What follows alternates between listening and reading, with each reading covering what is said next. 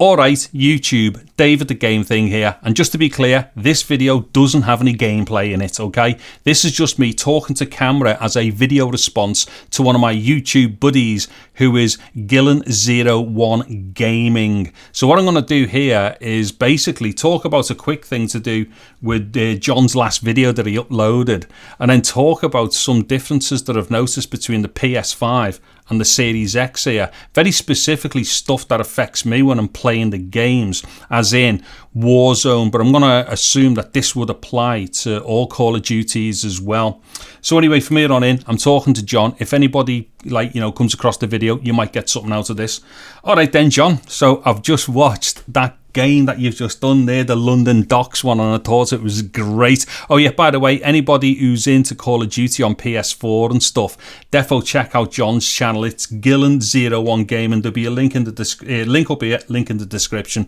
Anyway, John, what it is, I'm watching your stuff there, and I'm just like, I want to be playing this and all the rest of it, because the gameplay just looks great, and it looks like proper console gaming as far as I'm concerned as well. And that's I think what I'm missing, especially on the Series X, and I'll explain what I mean by that in a second. But yeah, love the gameplay that you do with these things, and I just want to get into it myself. The problem is right now, because obviously it looks like I'm going to sell the PS5 and settle on the Xbox, I don't really know whether I should be spending money right now on games, because obviously with the Xbox, I'm downloading a bunch of stuff with the Game Pass.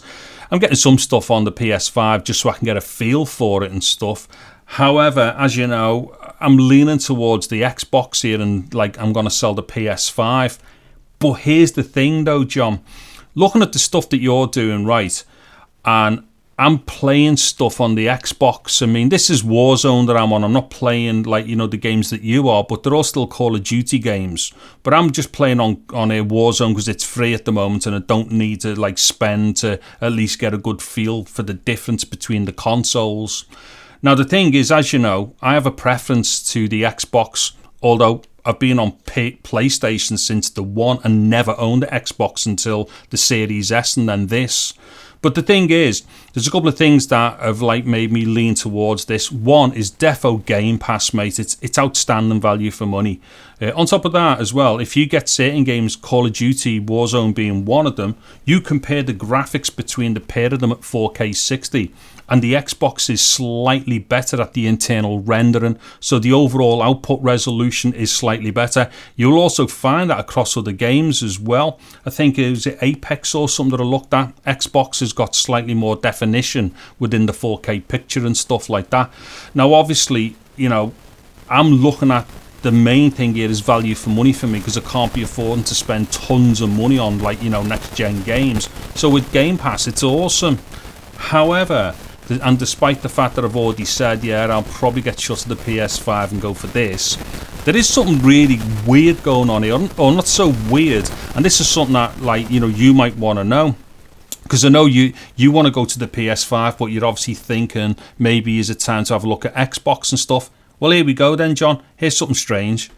What it is, I've been playing Warzone on here, right, for the last 2 months. Now, as you know, I'm just a casual gamer. I just play for shits and giggles. I just love playing games. It's I'm just proper pure.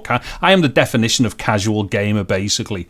Now, what it is, I'm playing Warzone, but very specifically the one where you're in teams of 4 and you're on Alcatraz and you've just got to all kill each other and stuff.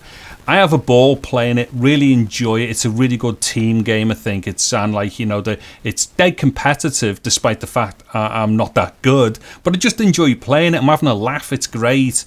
Now, here's the thing, though. I've been trying it on the PS5 the last couple of days, right? This was after downloading Vanguard, and I thought, well, I'll double-check Warzone properly on this as well.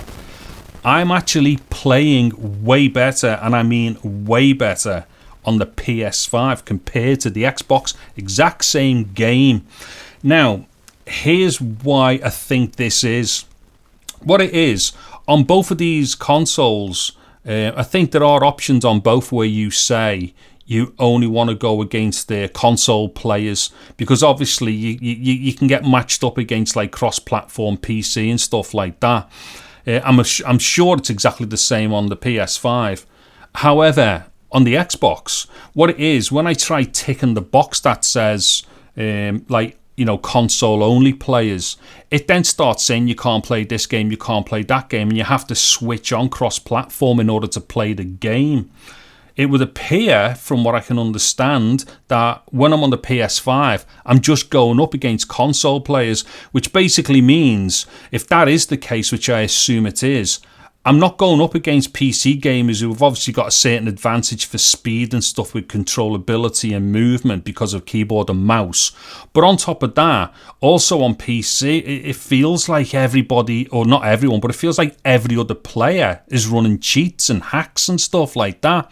So the thing is, when I'm playing on the PS5, I mean, I enjoy it on both, but I've enjoyed it way more on the PS5 because it feels like it's more of a level playing field. Now, I'm not going to get into that whole, mouse, keyboard versus controller thing because, like you, mate, I'm a controller player, mate, do you know what I mean? I'm just shit on keyboard and mouse. It's that simple. Now, the thing is, though, I'm playing it on this, and not only am I enjoying it the way I enjoy it on the Xbox, I'm actually winning games, mate. I have to tell you right now, I've been doing it for 2 months on this. I've never won a game. Today, I played, 6 games and won 2 of them. Or my team won, not just me. But it's massively different, mate. I mean, the controllers basically just feel the same, do you know what I mean? I don't think there's any advantage between either one as far as the controller is concerned. Although I do have to say, the PS5 controller is definitely a better controller than the Xbox One, do you know what I mean? This is definitely like a big leap in controllers. It's brilliant. You get a lot of good tactile feedback when the game kind of utilizes it and that. But like I say though, John, not only am I enjoying the game more, I'm actually playing. I'm playing it for longer sessions because obviously, if you are winning, you tend to want to carry on winning, don't you? It's just that psychological bullshit that you do. Now, as you know, I play on the iPad Pro as well, but with a controller, and I have the iPad linked to me telly, so I deal with the iPad like it was a game console, and I have to say, I'm very good at Call of Duty Mobile. I'm really, really good at that. And I'm just starting to get the same buzz with Call of Duty Warzone or one of the levels on the PS5. I'm getting the same buzz off that now as I do with the iPad playing mobile. Yeah, so there you go, John. I won't drag this on any further. I just thought I had to readdress this balance because as me and you have been talking in the description or in the comments to your videos and stuff, I keep saying, I'm all for the Xbox now. And I truly am. I do believe it is better on a number of levels. However, I think if you're going to be very specific about a set of games, maybe Call of Duty, because I'm going to assume it's going to be the same for all of them. So even when you go and use older versions on either one, I think it might be the case that it's going to be better on the PS5 because I think you are selecting just to play against console players and you've got a better chance, to kind of get your way through the game.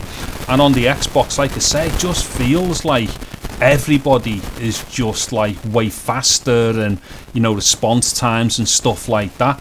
Anyway, there you go then, John. Just a bit of balance. I probably will be getting shut of the PS5 still anyway, or definitely it's the Xbox I would defo keep because on balance there's a whole bunch of other things I love about it.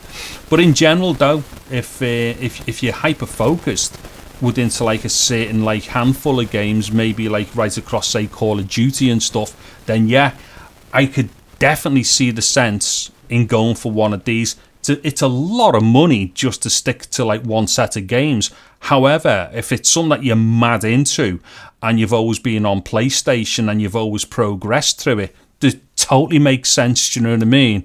I mean, saying that, I can't wait for the new Battlefield to come out because I used to be a big Battlefield fan years ago. So I don't know. I might make me judgment call after Battlefield because I'm going to see if I can try and get into I think maybe there's some betas coming up soon as well.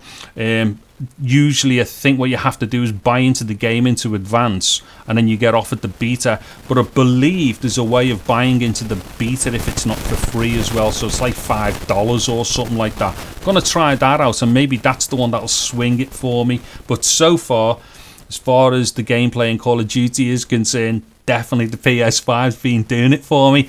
Anyway, John, there you go, buddy, and anybody else who might have come across this video, maybe my meandering thoughts here might be of a bit of use to you and stuff like that.